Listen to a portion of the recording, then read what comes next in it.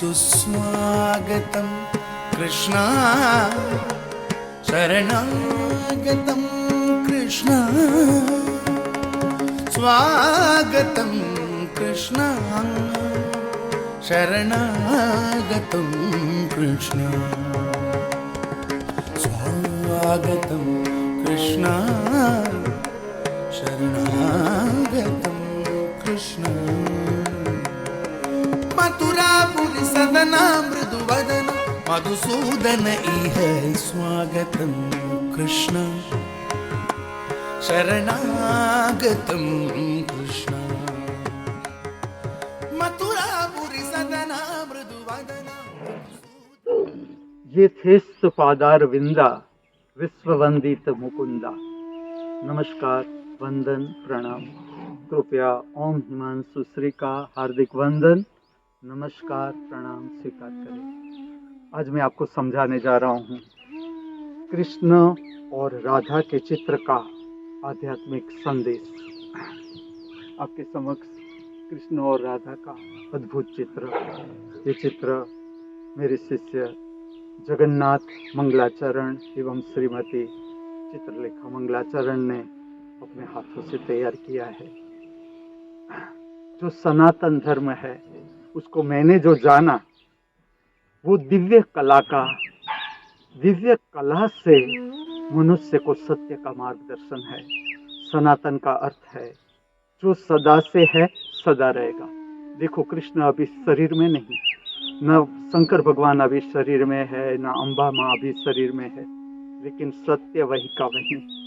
जिसने भी जानने की कोशिश की उसे वही सत्य मिल गया जो कृष्ण ने जाना, जो शंकर ने जाना, जो अम्बा माँ ने जाना। तो पूरा का पूरा धर्म मैंने जो जाना समझा, पूजा, प्रार्थना, मूर्ति, चित्र, इससे आध्यात्मिक संदेश।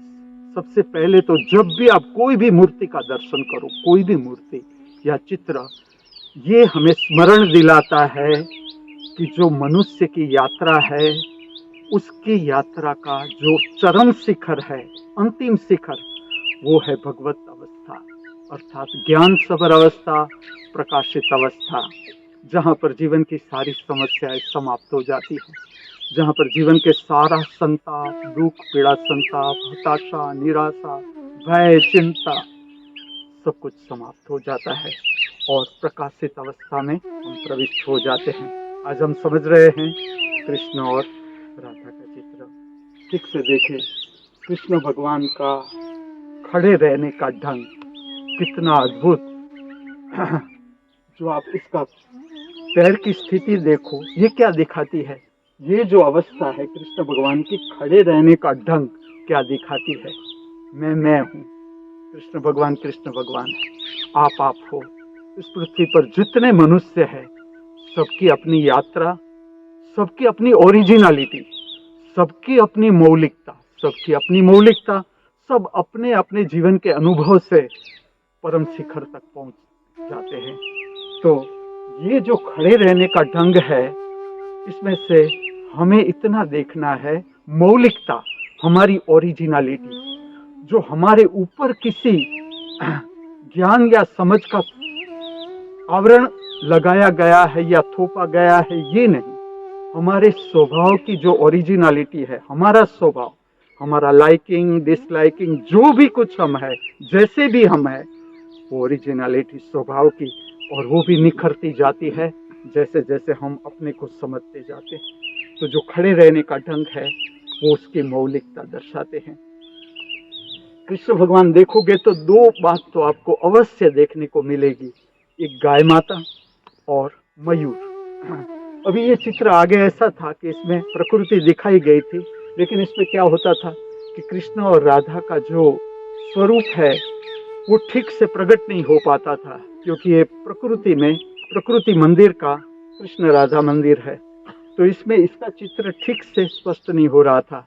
तो मैंने जगन्नाथ और चित्रलेखा को कहा कि जो बैकग्राउंड है वो हम प्लेन कर देते हैं, ताकि कृष्ण और राधा का जो फिगर है वो ठीक से दर्शनार्थियों के भी दर्शन में आए। इसलिए पीछे की प्रकृति को हटा दिया, क्योंकि प्रकृति मंदिर में स्थित चित्र है। तो जो गाय माता और मयूर है ये है प्रकृति रक्षा, प्रकृति के प्रति आदर। और जो मैंने जाना मेरे जीवन से, मैं आपसे कहता हूँ, जैसे जैसे हम स्वयं को जानते जाते हैं, जैसे जैसे स्वयं को, हमारा बहुत गहरा संबंध है, गहरा संबंध नहीं, हम प्रकृति से ही प्रकट है। तो जैसे जैसे हम स्वयं को जानते जाते हैं, समझते जाते हैं, जीवन का स्वाद गहराई से लेते जाते हैं, ऐसे हमारा आदर प्रेम प्रकृति के प्रति बढ़ता चला जाता है कि किस तरह से प्रकृति की शक्ति ठीक से उसमें हम क्या प्रदान कर सके कि जिससे प्रकृति की शक्ति ठीक से खिल उठे। तो गाय माता और मयूर दोनों प्रकृति रक्षा दर्शाते हैं चित्र में। अब आप देखोगे कृष्ण के सर पर मोर मुकुट, मयूर के पीछ जो होते हैं, जो उसके शरीर का एक भाग है, एक अंग है, वो अपने सर पर लगाए हुए, सहस्त्रार चक्र में लगाए हुए। अब उस वक्त कृष्ण का श्रृंगार निर्भयता क्या दर्शाता है? इसका श्रृंगार निर्भयता की मोर पंख। कभी आप करना प्रयत्न कि मोर पंख लगाकर अगर हम निकलेंगे तो पागल समझकर हमें पागल खाने में दाखिल कर देंगे।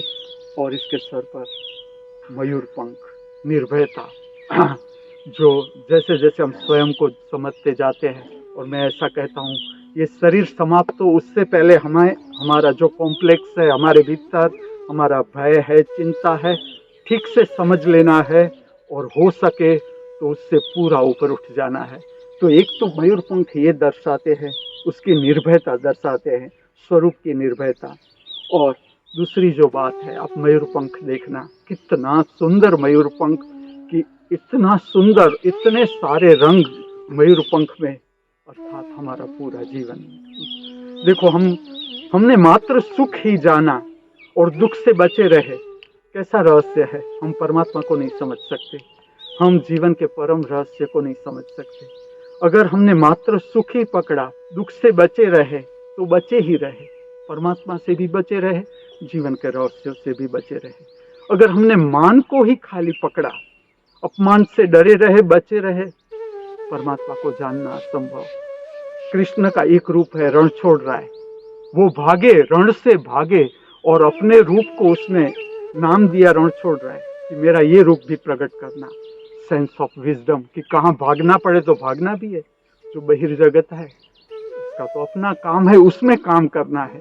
उसका एक रूप रण छोड़ रहा भी है, रण छोड़ के भागे, युद्ध में रण छोड़ के परमात्मा भागे, वो मनुष्य को संदेश है। सेंस ऑफ विजडम, बुद्धिमत्ता, कहाँ पर किस तरह से क्या व्यवहार करना है। बहिर्जगत तो बहिर्जगत ही है।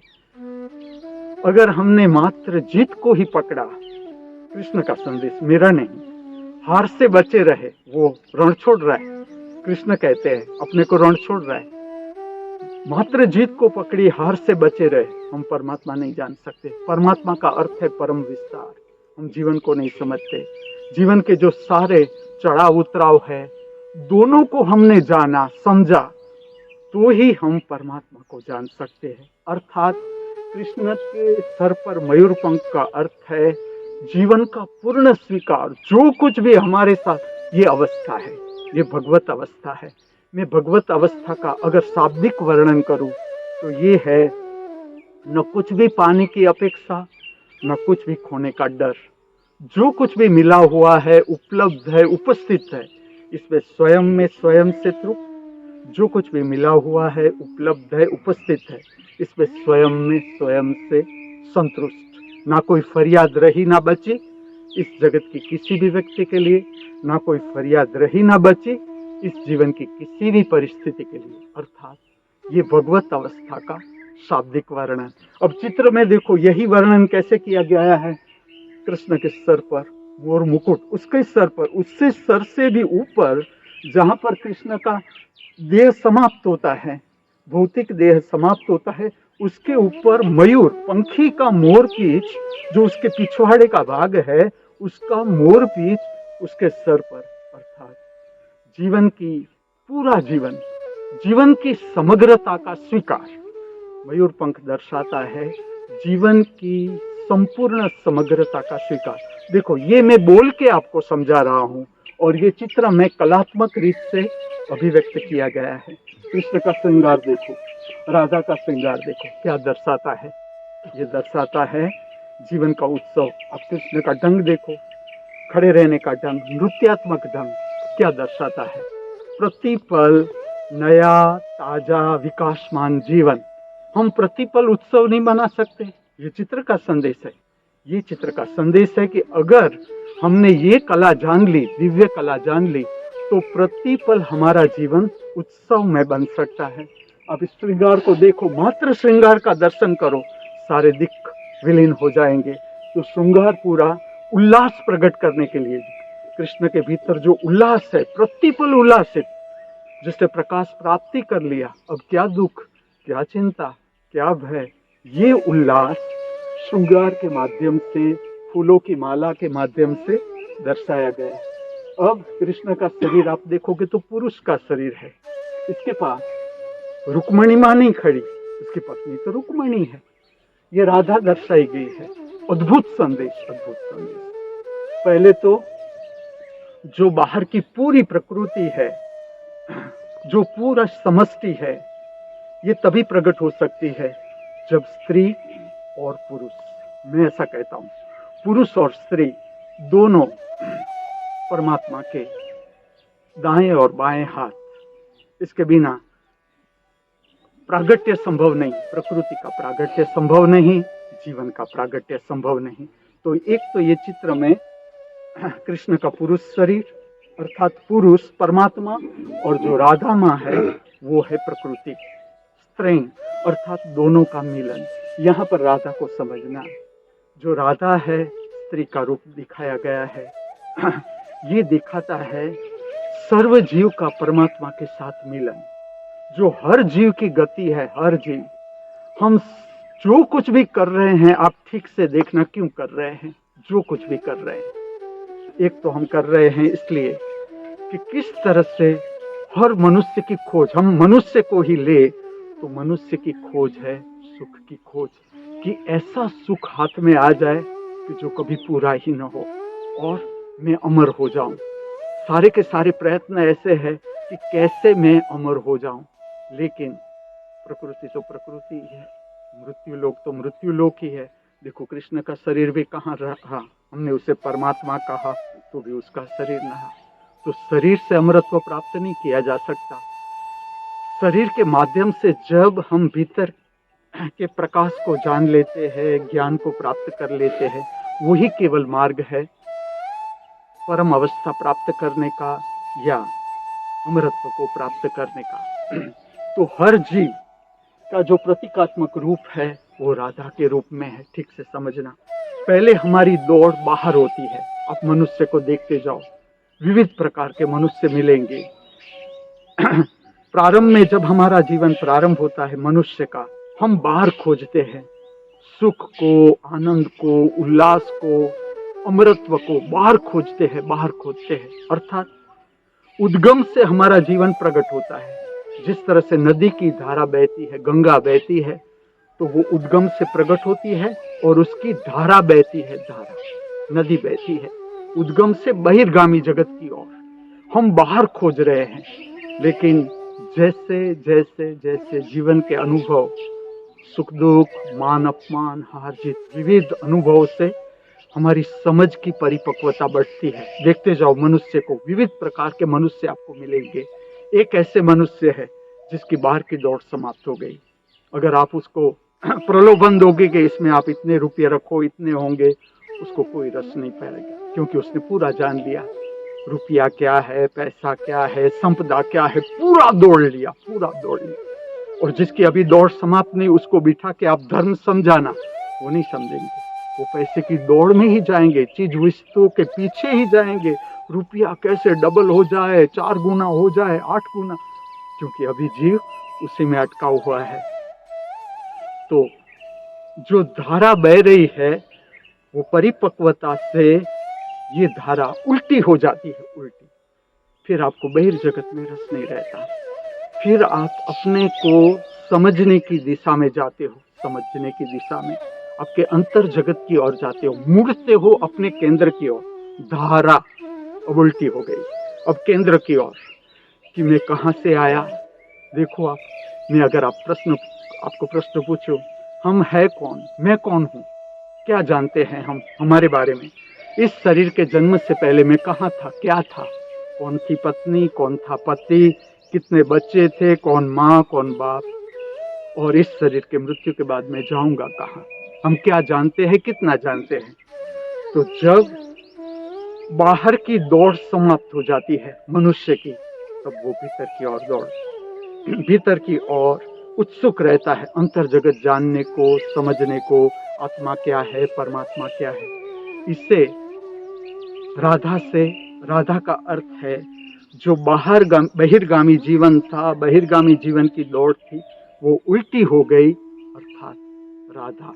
और जैसे ही आपकी राधा अवस्था शुरू होती है, आप अपने केंद्र की ओर आने लगते हो। केंद्र अर्थात परमात्मा। इसका चित्रात्मक रूप कृष्ण के रूप में परमात्मा को यहाँ दर्शाया गया है, परम अवस्था को दर्शाया गया है, भगवत्ता को दर्शाया गया है कला के माध्यम से। ये सारे शब्द मैं बोल रहा हूँ, आप शब्द से समझ रहे हो। धीरे धीरे आप कुछ बातों से परिचित हो जाओगे, फिर आप भी मूर्ति और चित्र को देख के संदेश पकड़ लेंगे। ये मेरा नम्र प्रयास है। तो ये परमात्मा, ये प्रकृति अर्थात राधा, और राधा का अर्थ है अपने अंतर जगत को जानना, और हर जीव का संबंध परमात्मा के साथ। कैसे, मैं आपको बताऊं, आप ठीक से देखो। मैं अगर आपको एक प्रश्न पूछूं कि कृष्ण भगवान ने तो शरीर छोड़ दिया, अब वो गए कहाँ, मैं तुम्हें बताता हूँ। ठीक से आप देखोगे तो आपके भीतर एक देखने वाली आंख है, वो सब कुछ जानती है। मैंने क्या गलत किया इसका हिसाब मेरे पास है, आपने क्या गलत किया इसका हिसाब आपके पास है। हमारे भीतर की आंख सब कुछ देख रही है, ये जीवन का केंद्र। अब कृष्ण भगवान का चेतना इसमें समाविष्ट हो गई। जो हमारे भीतर देखने वाली आंख है वो परमात्मा की आंख है, और ये सबके भीतर देखती है, हमारे सबके जीवन का केंद्र। मेरे भीतर मेरी आंख देख रही है, आपके भीतर आपकी आंख देख रही है। ये तटस्थ दृष्टि हमारे भीतर देख रही है, ये परमात्मा की आंख है। अर्थात हमारा सबका संबंध परमात्मा के साथ। ये प्रकृति राधा जो अंतर जगत की ओर मुड़ रही है चेतना, ये इस स्वरूप में दर्शाया गया है। ये परमात्मा इस स्वरूप में दर्शाया गया है। कृष्ण के हाथ में बांसुरी, बहुत सुंदर रूप से यहाँ दर्शाया गया है कि कृष्ण राधा को दे रहे हैं बांसुरी बजाने के लिए। मैं ऐसा कहूंगा कि जिसे प्राकृतिक रूप से बांसुरी को सुनने में या बांसुरी बजाने में रस आता है, सहजता से, कोई प्रयत्न नहीं। सबका अपना स्वभाव, हर एक मनुष्य का अपना स्वभाव। लेकिन मैं कुछ रहस्य आपको कहूँ कि अगर आपको बांसुरी सुनना अच्छा लग रहा है या बांसुरी बजाने की ओर आपका जीव खींच रहा है, आप परमात्मा के करीब आ रहे हो, ये इसकी निशानी है। और देखो बांसुरी कोई रत्न जड़ित नहीं, ना सोने की ना चांदी की। और जिसने बांसुरी बजाई है उसे पता है कि जो बांस की बांसुरी में भीतर की शुद्धता का जो अनुभव रहता है, सुनने में भी जो बांस की बांसुरी की ध्वनि जो अंतर जगत में प्रविष्ट होती है, और उसकी जो गहराई है, वो कितनी ही रत्न जड़ित बांसुरी हो, इससे वो ध्वनि प्रकट नहीं हो सकती। पूरी प्रकृति बांसुरी दर्शाती है, पूरी प्रकृति। कृष्ण अपने होठों से लगाए हुए, अर्थात प्रकृति और परमात्मा के बीच इतना भी अंतर नहीं, उसका ही शरीर, प्रकृति पूरा उसका ही शरीर, कि अपने मुख से लगाए हुए कृष्ण बांसुरी को। तो जो बांसुरी है वो भी जीवन का उत्सव दर्शाती है। जब भी आप कृष्ण राधा का चित्र देखें, प्रेम से पूरा निरीक्षण करें। शायद मैं कुछ कहने का भूल गया होऊंगा, लेकिन आपके दर्शन से आप पकड़ लोगे कि इसका संदेश ये है। लेकिन कृष्ण राधा का दर्शन करें तो मुझे भी याद करना।